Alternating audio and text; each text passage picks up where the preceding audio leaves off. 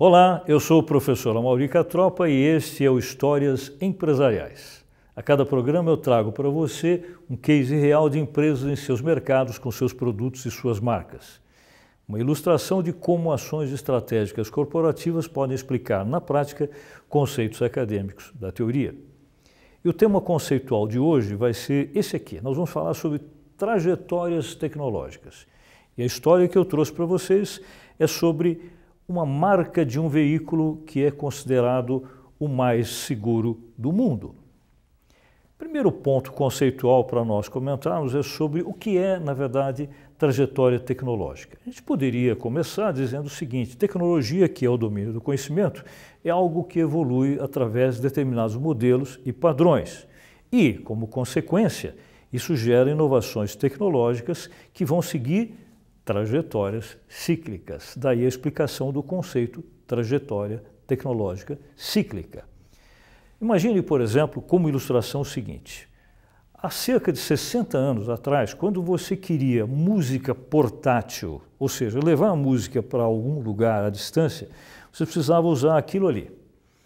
A maioria de vocês não viu isso, né? Mas era um rádio a pilha, e esse rádio enorme, pesado, ele tinha poucos recursos. Isso representa o lançamento da primeira marca de relógio de rádio a pilha, que surgiu em 1954.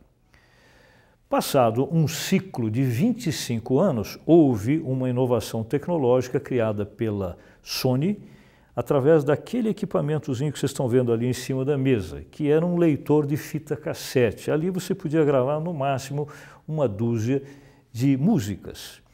Esse equipamento chamava-se Walkman, né? Através de fones de ouvido se conseguia ter um recurso de qualidade razoável e com mais portabilidade, muito menos peso do que aquele rádio.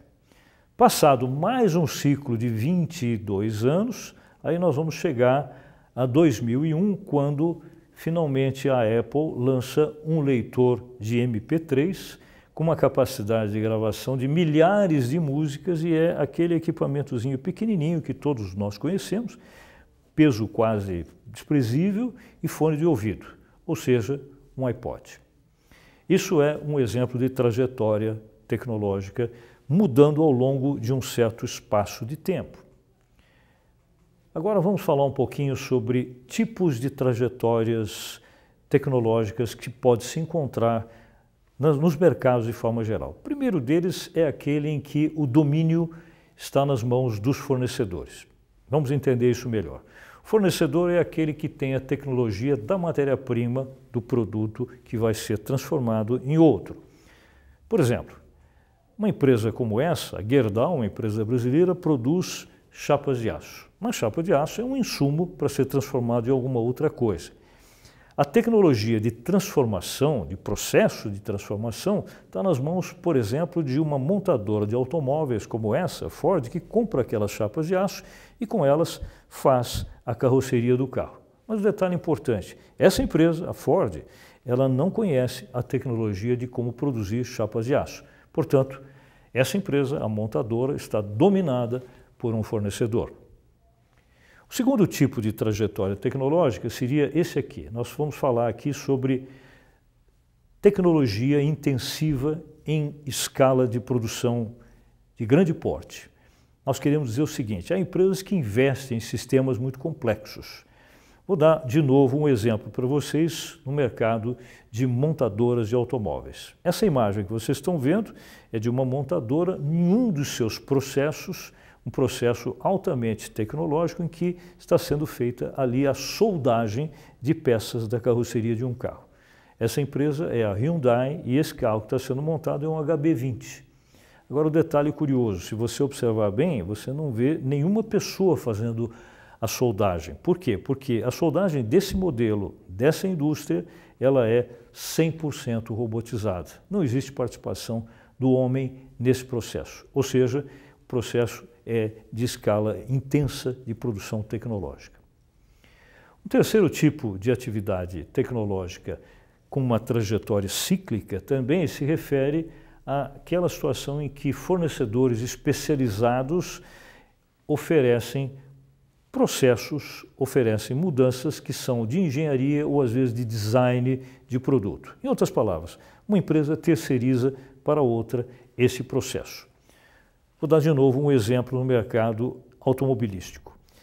Essa empresa, provavelmente aqui no Brasil é pouco conhecida, uma indústria italiana chamada Pininfarina, que faz justamente engenharia e design de formatos de carrocerias de carros. Pelo nome, provavelmente você não conhece, mas se eu disser que essa empresa faz carrocerias de carros como este aqui, Ferrari, aí certamente você vai entender a importância dela. A Ferrari depositou nas mãos de terceiros, no caso da Pininfarina, a confiança de ser desenvolvido fora da fábrica da Ferrari o design desses modelos. E ela não é a única que faz isso, a Maserati também faz, a Alfa Romeo, empresas italianas que fazem carros esportivos qualificados e caros. Um quarto tipo de trajetória tecnológica vai focar exatamente o assunto principal do case de hoje. Mas aqui nós vamos dar para vocês só um aperitivo sobre isso. São as trajetórias tecnológicas que são focadas em aspectos científicos, baseados em ciência. Isso quer dizer basicamente o seguinte: empresas que têm departamentos de pesquisa e desenvolvimento investem muito em obtenção de inovações científicas lá dentro desses departamentos para depois aplicar essas ideias em novos produtos. Isso que vocês estão vendo é um produto, é um automóvel chamado Cedric, que foi desenvolvido na Alemanha e, evidentemente, a Volkswagen, que fez o desenvolvimento, conseguiu fazer isso através de uma área de pesquisa e desenvolvimento onde ela investe muito dinheiro. E para dar uma ideia para vocês de volume de dinheiro, cerca de 5,4% do lucro da empresa é destinado à pesquisa e desenvolvimento. Esse carro é um carro autônomo, todo mundo sabe, o carro autônomo é aquele que não precisa condutor. Vamos então à história de hoje. Essa de hoje, a história que eu trouxe para vocês hoje, ela vai focar exatamente trajetória tecnológica embasada em ciência. E essa história vai começar nessa cidade. A cidade é Estocolmo, nós estamos no ano de 1924. Dois amigos de infância marcam um encontro e resolvem ir jantar juntos em um restaurante de Estocolmo. O restaurante existe ainda hoje, mais de 90 anos, esse aqui chama-se Sturhof, e é um restaurante de frutos do mar. Os dois se encontraram, sentaram numa dessas mesas do lado de fora e começaram a conversar sobre uma ideia. A ideia era os dois montarem uma atividade de negócio juntos. Segundo se consta, né, nesse jantar, onde eles consumiram lagosta, né, se discutiu uma ideia que foi a seguinte: os dois amigos de infância, o engenheiro Gustav Larsson, aquele senhor que está lá, e o economista Asa Gabrielsson, pretendiam criar uma organização que atuasse num segmento de negócios que ainda não existia com empresa nacional na Suécia. Vamos falar um pouquinho do perfil dos dois.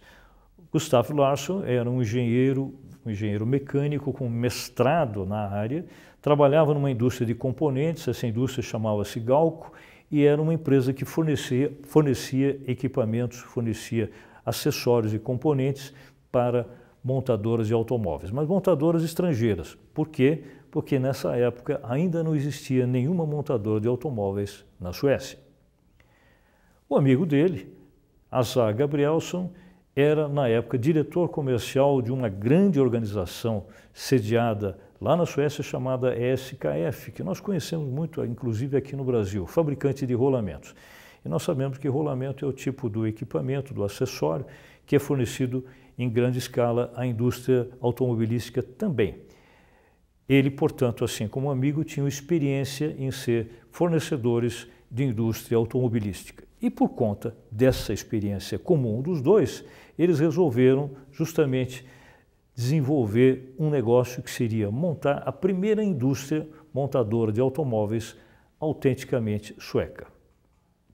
A ideia seria que Asa Gabrielsson fosse o presidente da empresa e Gustav Larsson o vice-presidente. A divisão de trabalho entre os dois funcionaria da seguinte forma: quem cuidaria do projeto do carro e da execução seria justamente o engenheiro Gustav Larsson. Essa foto que vocês estão vendo é uma foto genuína da época em que eles estão começando a criar protótipos nesse galpão. E esse galpão pertencia à empresa a empresa Galco, aonde Larson trabalhava. Ele continuou trabalhando lá e fez um acordo com a empresa assim. Parte do tempo ele utilizava um pedaço do galpão da empresa para montar os seus carros, da empresa que ele estava criando com o seu amigo, e em contrapartida ele dava em retorno à Galco a exclusividade de utilizar equipamentos fabricados por ela na montagem dos seus carros. E por outro lado, o Gabrielson, a Sá Gabrielson, exercendo a função de presidente da empresa criada, também não se afastou da SKF e trabalhava como executivo principal da nova empresa, nessa mesa aqui que hoje faz parte de um museu que conta a história da organização que eles criaram, e essa mesa ficava aonde? Ficava exatamente na casa dele. Ou seja, ele trabalhava como presidente da empresa nas horas vagas, já que ele continuou sendo empregado da SKF durante algum tempo. Uma coisa importante é que, ao se criar o projeto do automóvel, foi necessário se pensar em uma adaptação desse carro a uma realidade local sueca que implicava em dois problemas que precisavam ser resolvidos. Em primeiro lugar, o clima extremamente frio que acabava atrapalhando muito a dirigibilidade dos carros em meio à neve, em meio ao gelo e assim por diante.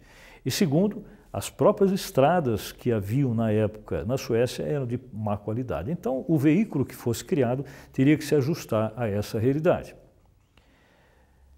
Passados 2 ou 3 anos depois disso, finalmente a experiência com protótipos se encerrou e aí eles começaram a produzir comercialmente. Essa foto, que também é genuína da época, mostra o momento em que o primeiro carro produzido por eles sai da fábrica, agora com sede própria, não mais na Galco, a fábrica deles com sede própria, exatamente no dia 14 de abril de 1927. O primeiro carro produzido e comercializado por eles. Aqui é a cidade de Gotemburgo, na Suécia, e aqui é o portão da empresa que eles criaram.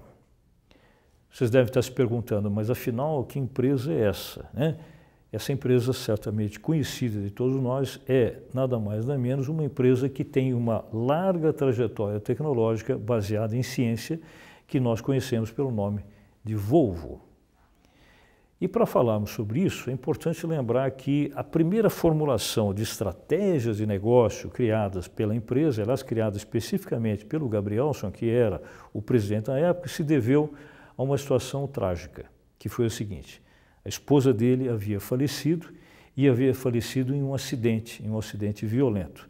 Em função disso, ele se comprometeu consigo mesmo e com a empresa Volvo que daí para frente todos os carros que eles produzissem teriam que ter uma grande preocupação com segurança, justamente para minimizar os riscos de acidentes. Isso foi um fator importante, né? A partir daí, essa empresa foi e continua sendo até hoje uma empresa focada em segurança veicular. O carro que vocês viram naquela outra foto, saindo dos portões da fábrica, é esse aqui. O modelo chamava-se OV4. OV significa em inglês Open Vehicle, veículo aberto, onde todo o seu projeto é voltado a um foco de preocupação com a segurança. O ano é 1927 e a SKF, empresa onde Gabrielson havia trabalhado como diretor, resolveu investir na nova empresa criada pelos amigos e se tornou sócia também. SKF, empresa de rolamentos, sócia da Volvo durante algum tempo. Essa imagem que vocês estão vendo era da antiga fábrica da SKF, que ficava também na cidade de Gotemburgo. Hoje não é mais aí, mas um comentário importante. A SKF faz, como a gente disse, rolamentos. E o nome Volvo pertencia a ela, embora fosse um nome que ela nunca tivesse utilizado, mas o registrou em certo momento. Volvo vem do latim e significa a conjugação do verbo rodar na primeira pessoa do presente ou indicativo, ou seja, significa eu rodo. Por quê? Porque o que eles produziam e vendiam na época exclusivamente era aquilo ali, ou seja, rolamentos. No próprio logo da SKF aparece um desenho do rolamento. A empresa era voltada à produção desse tipo de produto. A ideia de registrar um nome chamado Eu Rodo é porque eles tinham a intenção de, no futuro, lançar um novo tipo de rolamento que significasse exatamente esse movimento, aquele, ou seja, o movimento de rodar, né? Ela acabou não utilizando isso para rolamento e cedeu para os dois amigos para que esse nome passasse a ser o nome dos veículos criados, que de certa maneira também tem a ver com a expressão porque veículos rodam. Em 1934, a empresa criada pelos dois, a Volvo, já havia evoluído e já tinha duas atividades de negócio distintas. A partir desse ano, passou a produzir, além de carros, também chassis para ônibus e caminhões. Esse foi o primeiro modelo de ônibus criado por eles. O que significou que, a partir desse instante, a empresa passou a ter dois grandes departamentos, duas grandes divisões. Uma divisão de carros, Volvo Cars, e uma divisão de caminhões e ônibus chamada Volvo Trucks. Isso é importante porque, no futuro, essas duas divisões vão se separar em duas empresas. Mas o problema das estradas de má qualidade na Suécia e as dificuldades com o clima continuavam. E o índice de acidentes, não com veículos Volvo, mas com veículos de qualquer fabricação, continuava sendo muito alto. Em função disso, havia um certo descrédito da população sueca com relação a automóveis, de forma geral. E, consequentemente, esse mercado começava a se tornar menos atrativo para produtores, como, por exemplo, a Volvo. Tanto isso é verdade que a SKF decide abandonar a sua participação no negócio, ela vende as suas ações, né? A partir desse momento, os dois amigos se tornam os únicos controladores da empresa, Larsson e Gabrielsen, mas eles herdam também o compromisso de sozinhos resolverem essa crise de credibilidade que havia não com o carro deles, mas com carros de forma geral na Suécia. Agora eu vou colocar para vocês aquele desafio que eu sempre faço a cada programa, que é o seguinte: se você fosse o CEO dessa empresa, Volvo, se você fosse o Gabrielsen, se você estivesse no ano de 1935 com essa crise de credibilidade, quais seriam as trajetórias tecnológicas, baseadas em ciência, evidentemente, que você poderia desenvolver para tentar resolver essa crise de credibilidade com carros de forma geral? Não esquecendo que não podemos abandonar a ideia de que o foco central terá que ser a segurança. Bem, enquanto você avalia as ideias que você poderia adotar, vou mostrar para vocês quais foram as ideias que a própria Volvo adotou daí para frente. Vamos começar pelo seguinte. Essa imagem que vocês estão vendo aqui mostra, do lado esquerdo, um rapaz que era um engenheiro e era empregado da Volvo. Esse rapaz desenvolveu um projeto de uma solução de segurança que até hoje é extremamente cultuada no mundo todo. Não há um único veículo de nenhum tipo de marca, de fabricante no mundo que não use a ideia que ele criou, que é o cinto de segurança de 3 pontos. Lembrando que originalmente os cintos de segurança tinham 2 pontos. Faziam com que a pessoa que estivesse sentada ficasse presa através do quadril, mas o tronco tinha mobilidade, o que era um risco. Ele teve a ideia de colocar aquele terceiro ponto ali. Agora o tronco fica fixado e, consequentemente, com isso se tem mais segurança. Chamava-se Niels Brolin e o ano é 1957, quando ele desenvolve essa ideia e se tornou um fator de segurança diferencial criado pela Volvo. Uma segunda ideia, também projeto Volvo, foi essa aqui. Um assento infantil de segurança, voltado ao contrário. Isso significa que a criança ficaria sentada olhando para trás. Isso foi em 1964. Nós sabemos que até hoje essa ideia é extremamente utilizada. Vou mostrar uma imagem de época para ver como é que isso funcionava. Veja só, né, a criança colocada no banco da frente, mas virada para trás. Hoje se usa isso, mas no banco de trás de carros de forma geral.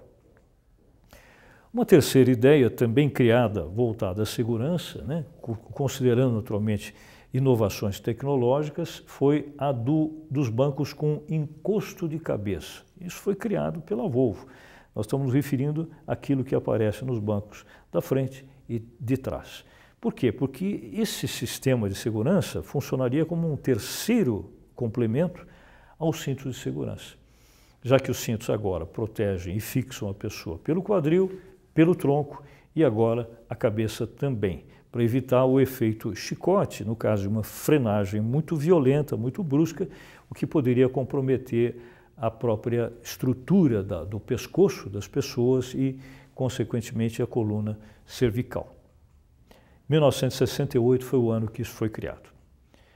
Uma outra ideia também desenvolvida pela Volvo foi a de um acessório complementar ao airbag. Ela não criou o airbag, mas criou esse acessório que está aqui do lado, que é um sistema de proteção contra impacto lateral, né? No momento que o airbag é inflado, se houver algum tipo de batida lateral no carro, né, esse acessório protege o lado do passageiro ou do motorista. O ano foi 1991.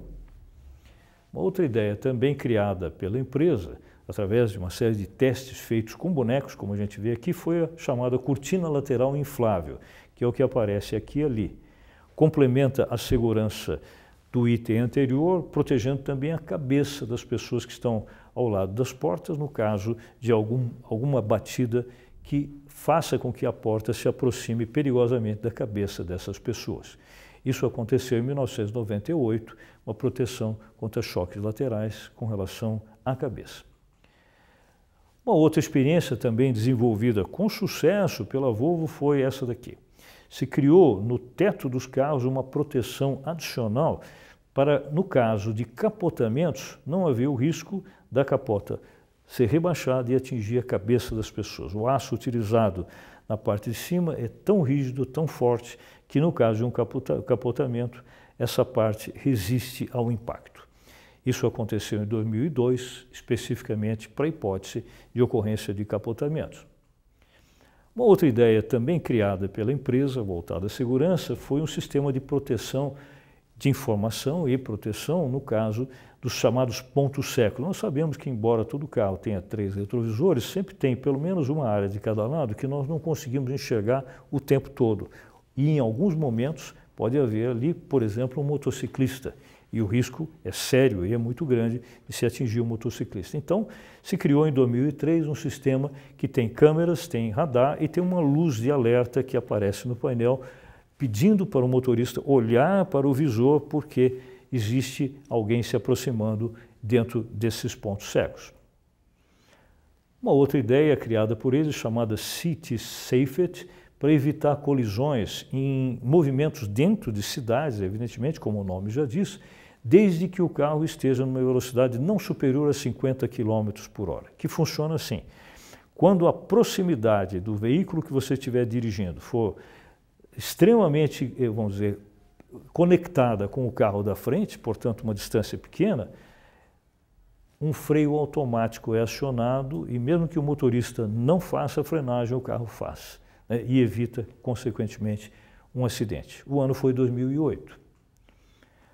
Uma outra ideia, que hoje inclusive já tem até uma qualificação maior, né, mas foi criada originalmente em 2010, é um freio automático no caso de haver um pedestre passando próximo da linha da rota por onde o carro está, seguindo, desde que ele não esteja a mais do que 50 km por hora. O que acontece é que o carro freia sozinho para evitar que aconteça um atropelamento. Uma outra ideia, agora falando de atropelamentos, é que caso ocorra o atropelamento, pelo menos para minimizar danos físicos do pedestre, se colocou a partir de 2013 nos carros da Volvo um sistema chamado airbag externo, que funciona assim. No momento em que o carro atinge a pessoa, normalmente em velocidade não superior a 50 km por hora, senão não vai funcionar. Sai de dentro do capô do carro, isso que nós estamos vendo aqui, que é um airbag que diminui um pouco o impacto do corpo e da cabeça do pedestre contra o próprio veículo. E uma das coisas mais interessantes talvez seja essa daqui, um sistema chamado Hazard Light Alert, né, que foi criado, eu vou dar um exemplo para vocês, para evitar riscos de acidentes em estradas. Imagine, por exemplo, que você estivesse dirigindo um veículo pesado de frenagem lenta, como, por exemplo, um caminhão ou um ônibus. Você está numa estrada, lá à frente você vê uma curva, mas você não sabe o que tem depois da curva. Ao se aproximar dela, você vê que tem um carro e um carro parado. Mas devido ao peso, o tamanho desse veículo, um caminhão, um ônibus, ele não vai conseguir frear a tempo e vai provavelmente provocar um acidente. Então, esse sistema funciona de que maneira? Imagine aqui uma visão aérea dos dois carros. Veja aqui, o caminhão ou o ônibus e o veículo que está parado lá, imaginando que ele esteja parado, por exemplo, porque tem alguma coisa obstruindo a pista. Esse caminhão, ele se conecta através de um sistema de informação colocado na nuvem, como os smartphones fazem, né? Desde que aquele veículo que parou tenha ligado o seu pisca-alerta, o pisca-alerta vai passar uma mensagem através da nuvem, né?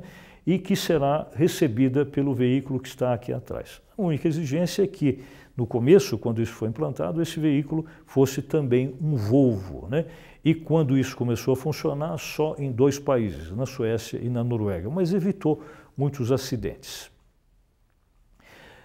Nós falamos em carro autônomo, é evidente que a Volvo criou o seu, né? Embora seja um protótipo, é aquele modelo que está ali, que ele acaba tendo 2 funções, né? Isso foi no ano de 2018. Uma das funções é que durante o dia, eu vou mostrar uma imagem aqui, vocês vão compreender bem. Durante o dia ali funciona como um escritório, tem mesa, tem equipamentos de trabalho. Não tem motorista porque o carro é autônomo. Mas o mais interessante é que se for uma viagem muito longa, a pessoa passa o dia trabalhando no escritório de um carro que funciona sozinho e finalmente à noite isso aqui se transforma num dormitório, certo? Passado pouco tempo, 1999, a Volvo Cars se separou da Volvo Trucks e a montadora só de carros foi vendida para a Ford, americana. E mais algum tempo depois, 11 anos depois exatamente, em 2010, a Volvo Cars foi novamente vendida agora para a maior montadora de carros da China, chamada Geely. O que nós queríamos focar no final, importante, é que o próprio Gabrielson costumava dizer o seguinte: segurança é importante porque gente conduz carro. Mas, se nós pensarmos no futuro próximo, com os chamados carros autônomos, essa frase dele, gente conduz carros, terá que ser mudada. Talvez mudada para carros conduzem gente. Finalizando, a trajetória tecnológica baseada em ciência da Volvo é um sucesso. E nós sabemos muito bem que esse é o motivo pelo qual Volvo é visto como o carro mais seguro do mundo. Se essa história interessou a você, próximo programa eu tenho outro.